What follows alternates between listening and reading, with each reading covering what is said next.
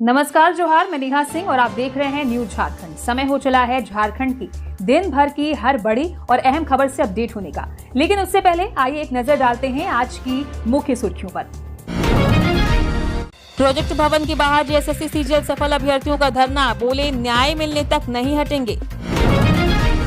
रघुवर दास बोले प्रतियोगी परीक्षाओं की गड़बड़ी की सीबीआई जांच से कम कुछ मंजूर नहीं। कल से झारखंड में साफ होने लगेगा मौसम, 6 जिलों में भारी बारिश का येलो अलर्ट। कोलकाता की 5 मंजिला इमारत में भीषण आग, 9 की मौत, 80 लोगों का रेस्क्यू। पूर्व विधायक रमेश उरांव का निधन, 20 अगस्त को पैतृक गांव में होगा अंतिम संस्कार। सूचना प्रसारण मंत्रालय का वित्त सलाहकार 10 लाख रुपए घूस लेते गिरफ्तार। परिसीमन के खिलाफ 30 अगस्त को रांची में आदिवासी महाजुटान, बंधु तिर्की बोले संवैधानिक अधिकारों की रक्षा के लिए एकजुट हों। जेएसएससी सीजीएल और जेपीएससी 11वीं 13वीं समेत 22 परीक्षाएं रद्द, 23 की सीआईडी जांच, आदेश जारी। जमशेदपुर में नदियां उफान पर, तेज बहाव में बहा युवक, एनडीआरएफ ने संभाला मोर्चा। बोकारो में देवर भाभी पर जानलेवा हमला, पुलिस जांच में जुटी। ये थी सुर्खियां, अब जानते हैं सभी खबरों को विस्तार से।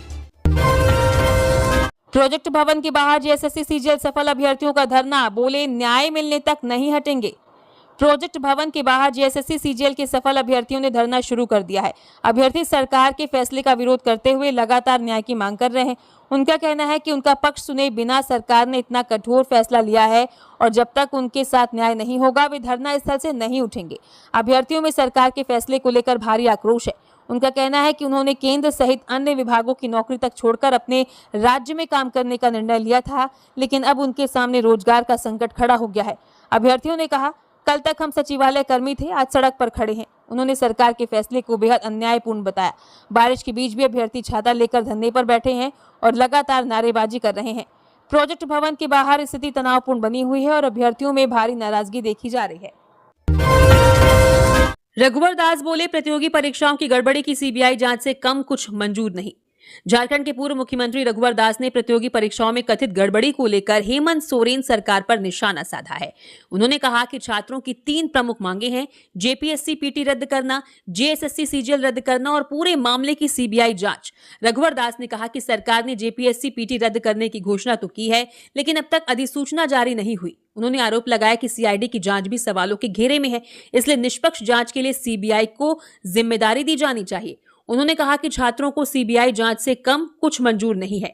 रघुवर दास ने मुख्यमंत्री से प्रतियोगी परीक्षाओं की कथित गड़बड़ियों पर पारदर्शी जांच कराने की मांग की।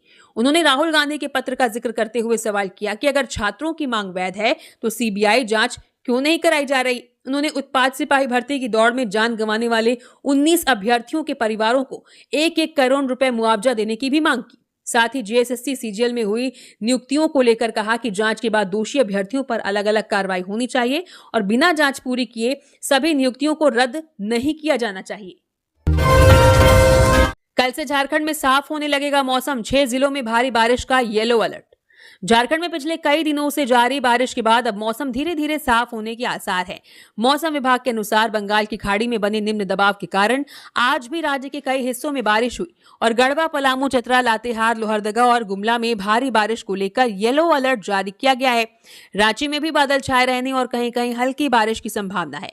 मंगलवार को रांची में राज्य में सबसे ज्यादा 56 मिमी बारिश दर्ज की गई, जिससे कई जगह जलजमाव और नदियां, डैमों का जलस्तर बढ़ गया। मौसम वैज्ञानिकों के मुताबिक अगले 12 घंटे में बारिश कराने वाला मौसमी सिस्टम कमजोर पड़ने लगेगा। इसके असर से गुरुवार से झारखंड में बारिश की गतिविधियां कम होने और कई इलाकों में मौसम साफ होने की संभावना है। इस साल 1 जून से 19 अगस्त तक झारखंड में 606.1 मिमी बारिश हुई है, जबकि सामान्य बारिश 689.8 मिमी होनी चाहिए थी। यानी बारिश की कमी अब घटकर 12% रह गई है। वहीं रांची में सामान्य से 1% अधिक बारिश दर्ज की गई है। मौसम विभाग के अनुसार आने वाले दिनों में मॉनसून का असर धीरे धीरे कम हो सकता है। कोलकाता की 5 मंजिला इमारत में भीषण आग, 9 की मौत, 80 लोगों का रेस्क्यू। कोलकाता के मिर्जा गालिब स्ट्रीट की 5 मंजिला इमारत में मंगलवार रात करीब 1:45 पर भीषण आग लग गई। इमारत में कई होटल चल रहे थे और आग के समय ज्यादातर लोग सो रहे थे। धुएं से दम घुटने के कारण 9 लोगों की मौत हो गई, जिनमें 2 महिलाएं और 4 साल का बच्चा शामिल है। मृतकों में भारतीय और कुछ बांग्लादेशी नागरिक भी बताए जा रहे हैं। हादसे में 6 लोग घायल हुए हैं, जबकि करीब 80 लोगों को सुरक्षित बाहर निकाला गया। दमकल की 5 गाड़ियां, पुलिस और आपदा प्रबंधन की टीमों ने काफी मशक्कत के बाद आग पर काबू पाया। फिलहाल इमारत की कूलिंग जारी है और मृतकों की पहचान की जा रही है। पश्चिम बंगाल के अग्निशमन मंत्री कौशिक चौधरी ने मौके का जायजा लिया और शुरुआती तौर पर शॉर्ट सर्किट से आग लगने की आशंका जताई। हालांकि अंतिम कारण फॉरेंसिक जांच के बाद सामने आएगा। मंत्री के अनुसार इमारत में सुरक्षा और निर्माण नियमों के पालन को लेकर गंभीर लापरवाही की बात सामने आई है। पुलिस के मुताबिक बिल्डिंग का मालिक फरार है और न्यू मार्केट थाने में मामला दर्ज करने की प्रक्रिया शुरू कर दी गई है। पुलिस उसकी तलाश के साथ आग लगने की वजह और सुरक्षा नियमों के उल्लंघन की जांच कर रही है। पूर्व विधायक रमेश उरांव का निधन, 20 अगस्त को पैतृक गांव में होगा अंतिम संस्कार। लोहरदगा के विशुनपुर विधानसभा क्षेत्र के पूर्व विधायक और श्री राम समिति के मुख्य संरक्षक रमेश उरांव का आकस्मिक निधन हो गया। उन्होंने 18 अगस्त 2026 की रात करीब 11 बजे कोलकाता के एक अस्पताल में इलाज के दौरान अंतिम सांस ली। बताया गया कि उनकी तबीयत पिछले कुछ समय से खराब थी और कोलकाता में उनका इलाज चल रहा था। निधन की खबर से लोहरदगा और विशुनपुर विधानसभा क्षेत्र में शोक की लहर है। उनके पार्थिव शरीर को बुधवार शाम पैतृक गाँव अर्रू लाया जाएगा। परिजनों के मुताबिक रमेश उरांव का अंतिम संस्कार 20 अगस्त 2026 गुरुवार को सुबह 10 बजे उनके पैतृक आवास ग्राम अर्रू में किया जाएगा। अंतिम संस्कार में जनप्रतिनिधियों, सामाजिक कार्यकर्ताओं, विभिन्न संगठनों के पदाधिकारियों और बड़ी संख्या में ग्रामीणों के शामिल होने की संभावना है। उनके निधन पर समर्थकों और शुभचिंतकों ने गहरा दुख जताते हुए इसे क्षेत्र के लिए अपूरणीय क्षति बताया है। लोगों ने दिवंगत आत्मा की शांति और शोकाकुल परिवार को इस दुख की घड़ी में संबल देने की प्रार्थना की। सूचना प्रसारण मंत्रालय का वित्त सलाहकार 10 लाख रुपए घूस लेते गिरफ्तार। रांची में सीबीआई ने सूचना एवं प्रसारण मंत्रालय के वित्त सलाहकार संदीप को 10 लाख रुपए घूस लेते गिरफ्तार किया है। आरोप है कि वो एक निजी कंपनी के अनुबंध से जुड़ी फाइल को जल्द निपटाने के बदले 15 लाख रुपए की रिश्वत मांग रहा था। शिकायत मिलने के बाद सीबीआई ने प्राथमिकी दर्ज कर प्रारंभिक जांच की, जिसमें रिश्वत मांगने की पुष्टि हुई। बाद में बातचीत के दौरान संदीप 15 लाख की जगह 10 लाख रुपए में काम करने पर सहमत हो गया। इसके बाद सीबीआई ने जाल बिछाकर संदीप को 10 लाख रुपए की रिश्वत लेने के आरोप में गिरफ्तार कर लिया। बताया जा रहा है कि वो ये रकम अपनी पत्नी के जरिए ले रहा था। संदीप फिलहाल सूचना एवं प्रसारण मंत्रालय में स्वतंत्र वित्त सलाहकार के तौर पर कार्यरत है। सीबीआई ने मामले में आगे की जांच शुरू कर दी है और रिश्वत से जुड़े अन्य पहलुओं की भी जांच की जा रही है। परिसीमन के खिलाफ 30 अगस्त को रांची में आदिवासी महाजुटान बंधु तिर्की बोले, संवैधानिक अधिकारों की रक्षा के लिए एकजुट हों। झारखंड में प्रस्तावित परिसीमन को लेकर आदिवासी समाज में राजनीतिक प्रतिनिधित्व और आरक्षित सीटों में कमी की आशंका जताई जा रही है। इसके खिलाफ 30 अगस्त को रांची के मोरहाबादी मैदान में आदिवासी एकता महाजुटान आयोजित किया जाएगा। पूर्व मंत्री बंधु तिर्की ने राज्य भर के आदिवासी समाज से रांची पहुंचकर एकजुट होने की अपील की है। उन्होंने कहा कि परिसीमन सिर्फ सीटों की सीमा बदलने का विषय नहीं, बल्कि आदिवासियों के राजनीतिक और संवैधानिक अधिकारियों से जुड़ा मामला है। उन्होंने 2002 से 2008 की परिसीमन प्रक्रिया का जिक्र करते हुए कहा कि उस समय एसटी आरक्षित विधानसभा सीटों को 28 से घटाकर 22 करने का प्रस्ताव आया था। बंधु तिर्की ने मांग की कि परिसीमन में जनसंख्या के साथ विस्थापन, पलायन और 5वीं अनुसूची क्षेत्रों को भी ध्यान में रखा जाए।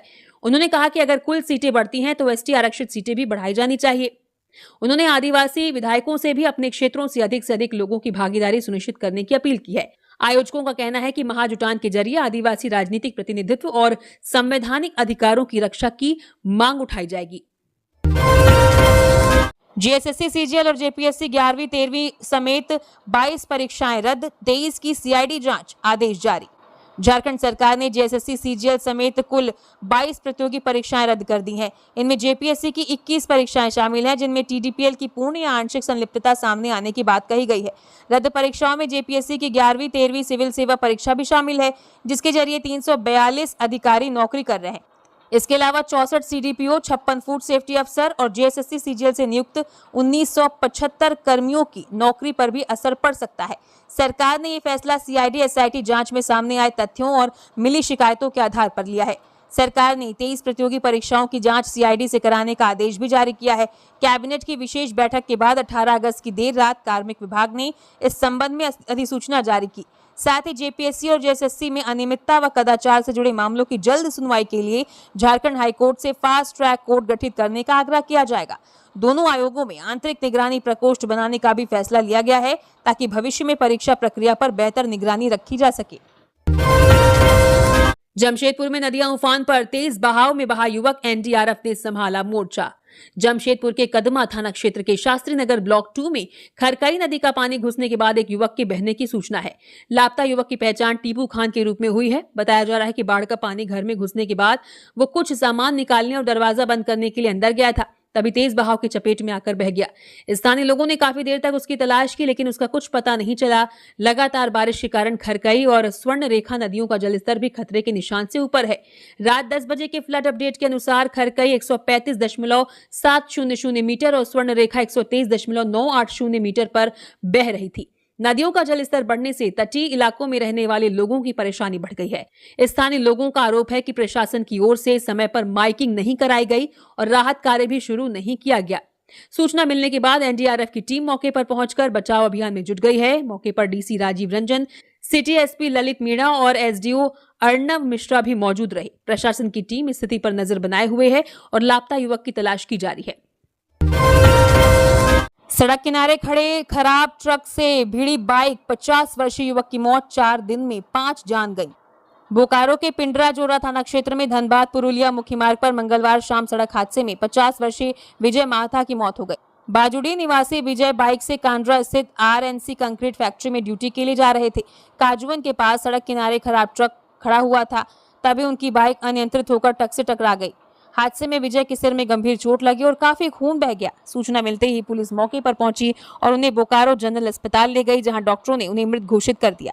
पुलिस ने शव को बीजीएच मर्चरी में रखकर कानूनी प्रक्रिया शुरू कर दी है।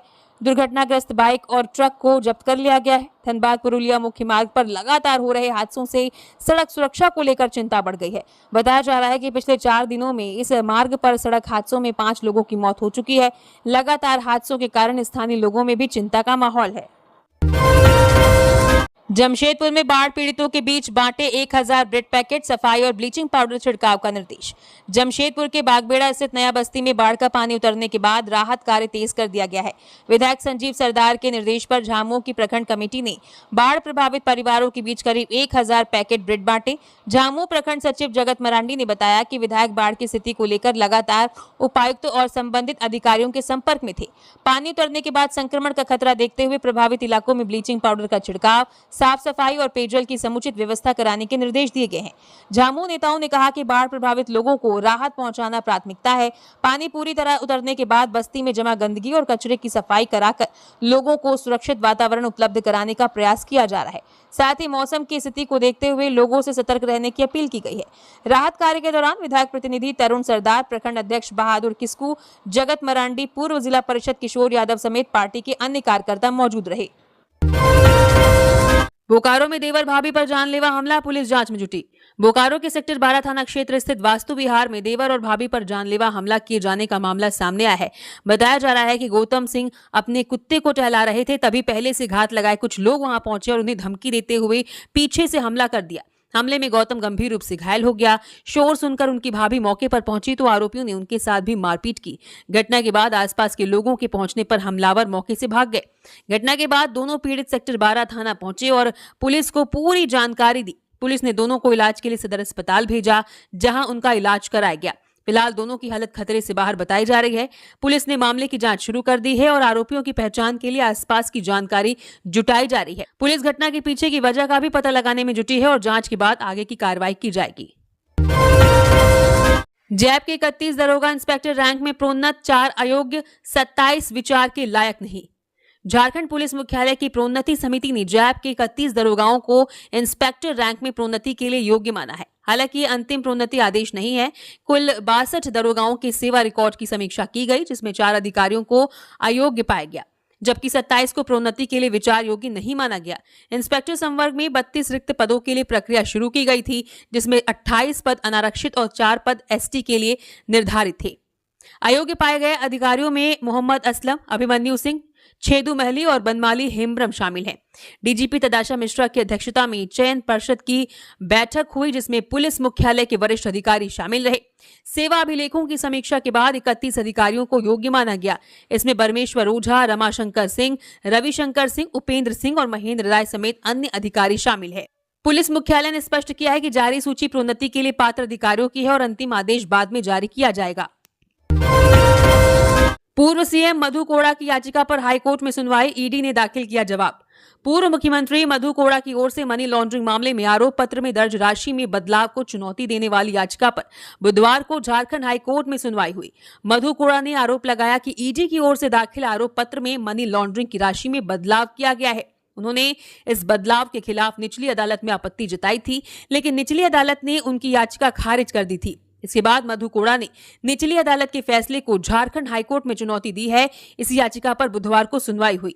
सुनवाई के दौरान प्रवर्तन निदेशालय यानी ईडी की ओर से कोर्ट में अपना जवाब दाखिल किया गया। ईडी का जवाब रिकॉर्ड पर लेने के बाद हाईकोर्ट ने मधु कोड़ा की ओर से प्रति उत्तर दाखिल करने का निर्देश दिया है। अब प्रार्थी की ओर से ईडी के जवाब पर अपना पक्ष रखा जाएगा। इसके बाद मामले में आगे की सुनवाई होगी। फिलहाल हाईकोर्ट में मामला विचाराधीन है और अगली कार्रवाई कोर्ट के निर्देश के अनुसार होगी।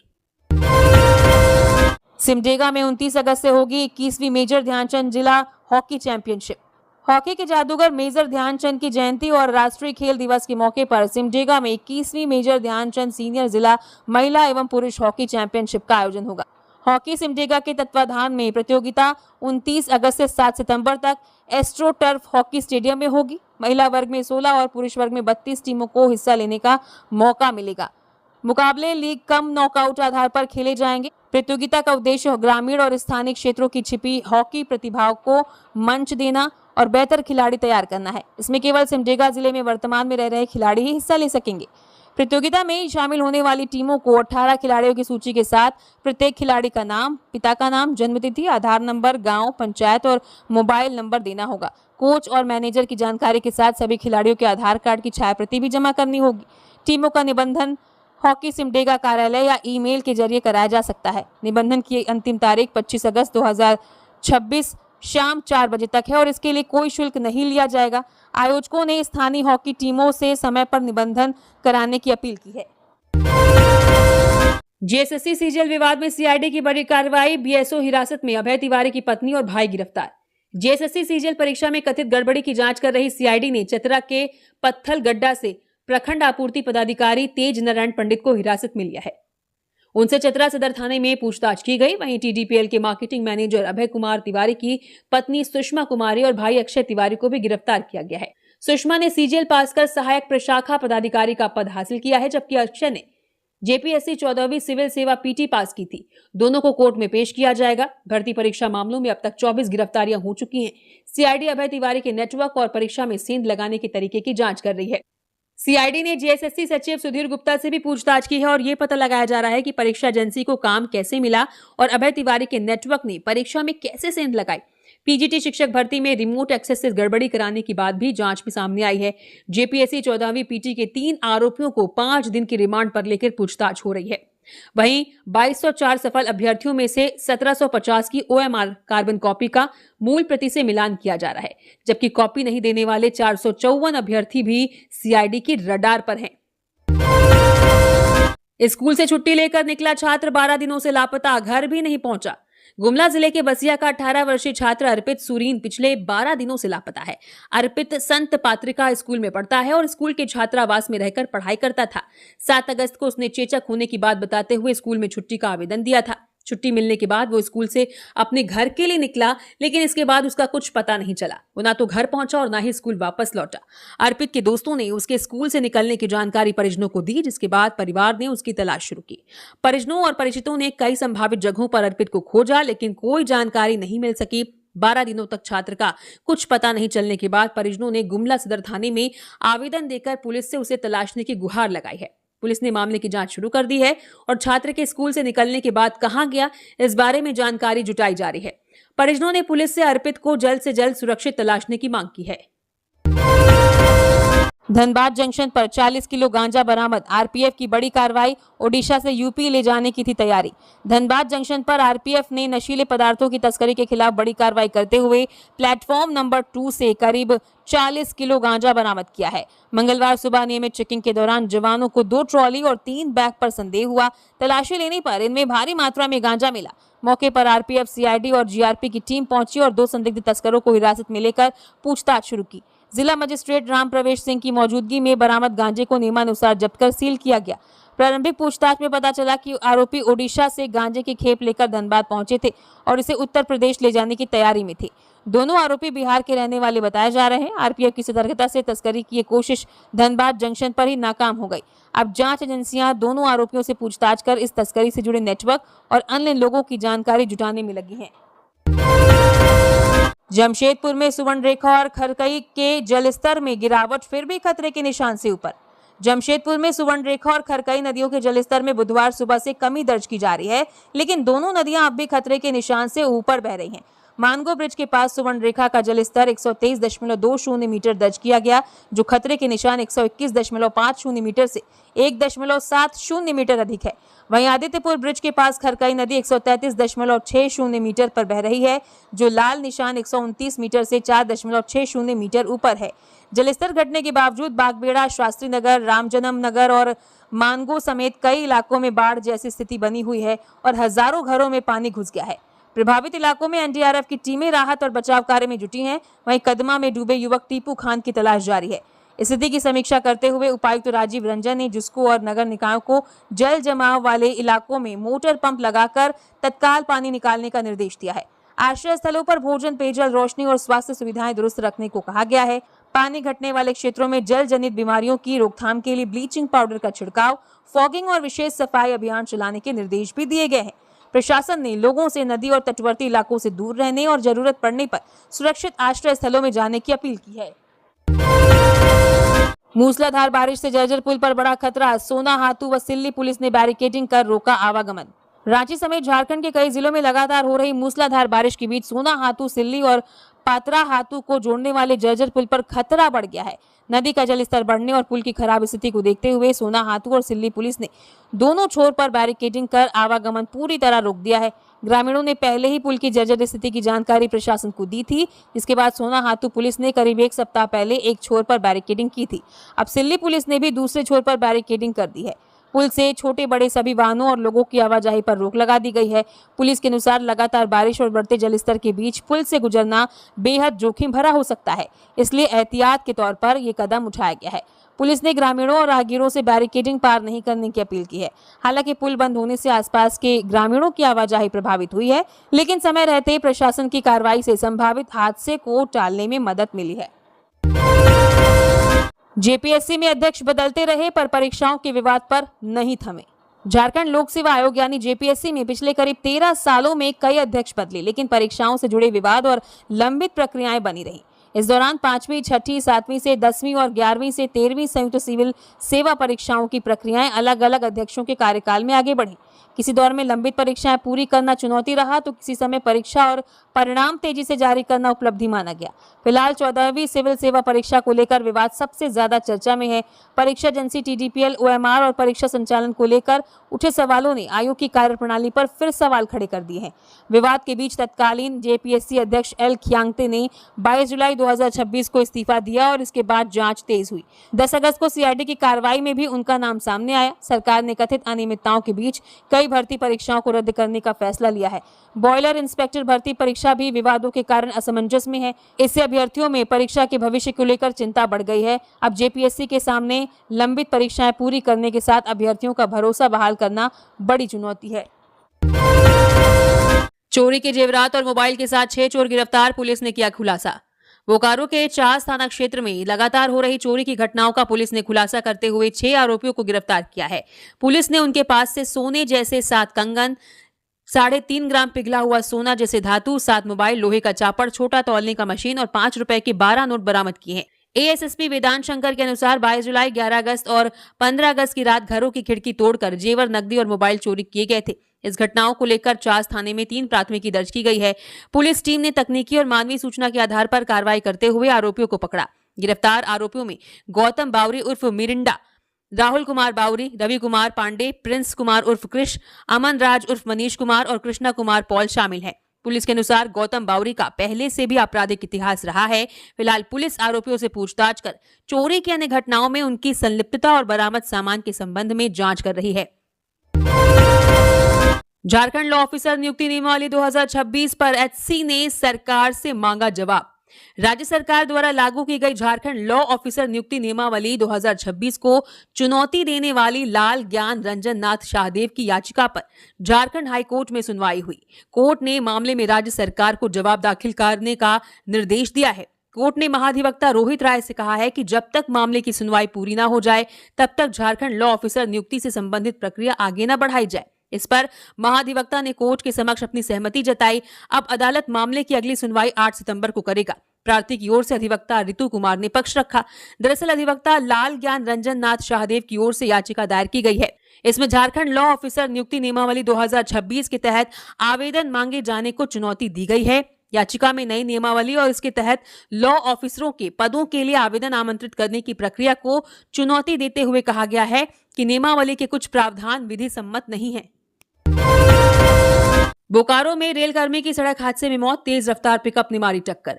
बोकारो के बालीडीह थाना क्षेत्र में मंगलवार रात ड्यूटी जाने के दौरान सड़क हादसे में 45 वर्षीय रेलकर्मी अरविंद वर्मा की मौत हो गई। हादसा NH23 पर गोस्वामी टोला के पास हुआ। अरविंद वर्मा रेलवे IRCTC के बेस किचन में मैनेजर के पद पर कार्यरत थे और उत्तर प्रदेश की रहने वाले थे। प्रत्यक्षदर्शियों के अनुसार वो बाइक से गायत्री नगर से बेस किचन की ओर जा रहे थे। इसी दौरान तेज रफ्तार बोलेरो पिकअप ने उन्हें टक्कर मार दी और करीब 30 मीटर तक घसीटते हुए ले गई। हादसे में उनकी मौके पर ही मौत हो गई।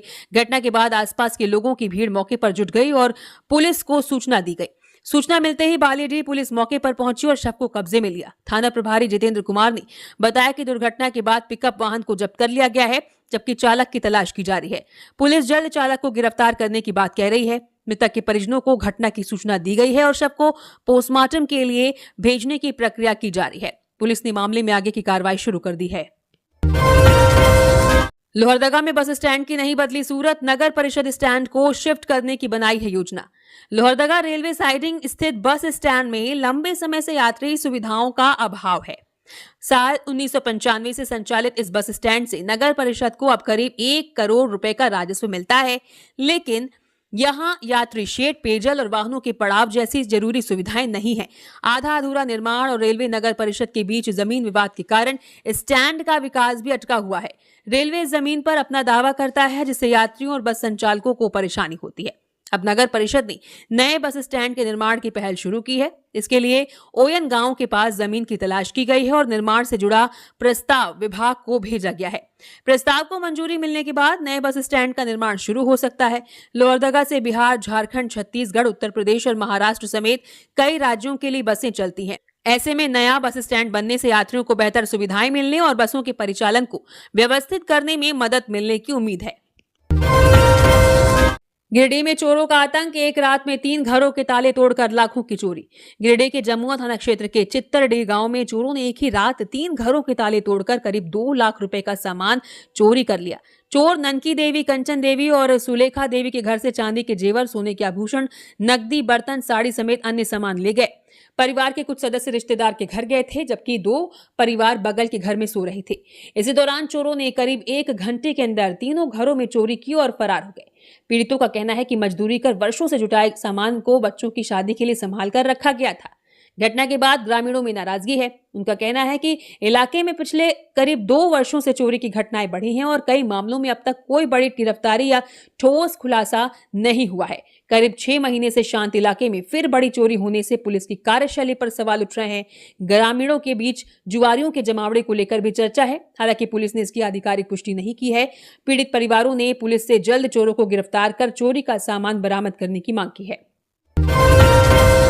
बारिश ने बढ़ाई परेशानी, हतनाबुरु के पास सड़क का हिस्सा बहा।